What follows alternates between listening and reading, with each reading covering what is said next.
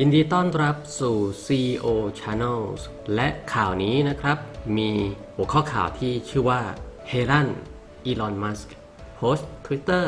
โดยใช้สัญญาณ Starlink โครงการอินเทอร์เน็ตเหนือโลกเป็นครั้งแรกเรื่องราวนี้นะครับเกิดขึ้นเมื่อวันที่ 21 ตุลาคม 2562 นะครับผมเมื่อชาว Twitter นะครับซึ่งเป็นแฟนคลับของอีลอนมัสก์นะฮะก็รวมถึงเจ้าตัวด้วยนะครับก็คือของคุณอีลอนมัสก์เองเนี่ยก็ต่างเฮฮานะครับกับการทดสอบใช้งานอินเทอร์เน็ตผ่านเครือข่ายสัญญาณ Starlink นะครับผมโดยอีลอนมัสก์เป็นผู้นำการทดสอบในครั้งนี้เขาได้ทำการทดสอบสัญญาณอินเทอร์เน็ต Starlink โดยการโพสต์ข้อความลงใน Twitter ของเขานะครับณเวลาประมาณ 23.03 น. ในประเทศไทยข้อความดังกล่าวเขียนว่า sending this tweet through space via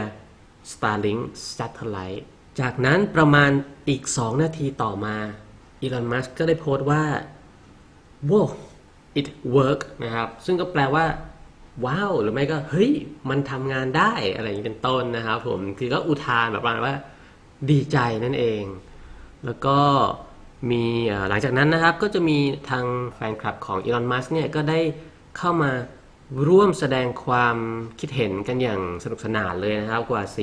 4,000 ความเห็นนะครับแล้วก็รีทวีตเนี่ยออกไปมากกว่า 20,000 ครั้งบางคนก็เข้ามา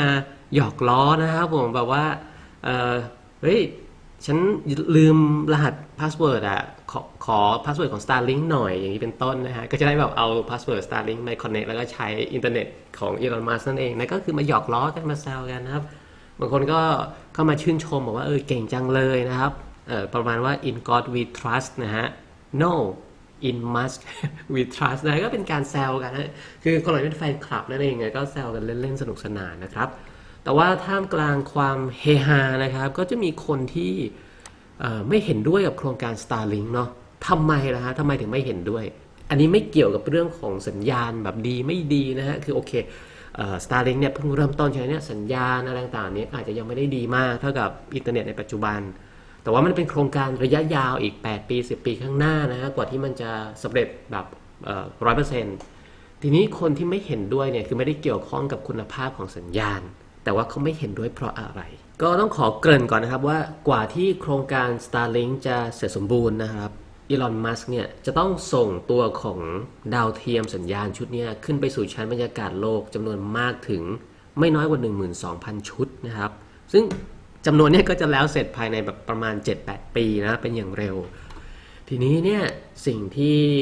กลุ่มของคนที่ไม่เห็นด้วยนะฮะเขากังวลนะครับคือมันจะเป็นหนึ่งในปัจจัยนะฮะนำไปสู่สภาวะที่นักดาราศาสตร์นั้นกังวลนั่นก็คือ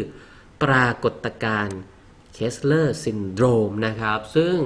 ตั้งชื่อโดยคุณโดนัลด์เจเคสเลอร์นะฮะเคสเลอร์ก็คือคนที่เขาเป็นห่วงเนี่ยคือเดี๋ยวจะบอกว่าเคสเลอร์ซินโดรมนะครับผมมันคือปรากฏการณ์จากการที่มนุษย์ส่งดาวเทียมออกสู่วงโคจรโลกนะครับสะสมกันเป็นจำนวนมาก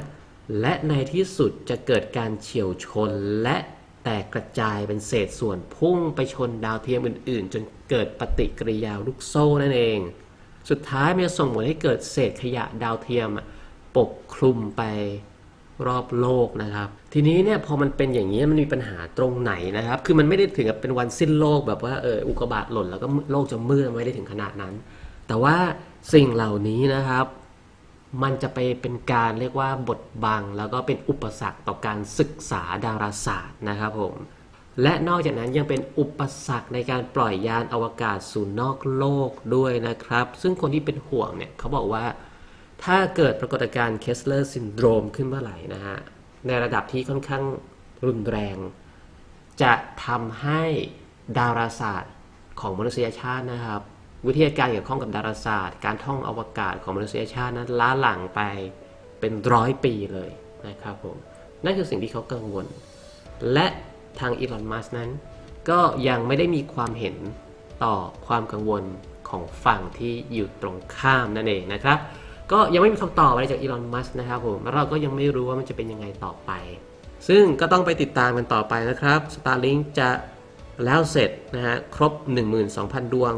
ภายใน 8 ปีเป็นอย่างเร็วนะครับฉะนั้นอีก 8 ปีข้างหน้าเรามาดูกันอีกครั้งหนึ่งนะฮะว่าจะเป็นอย่างไร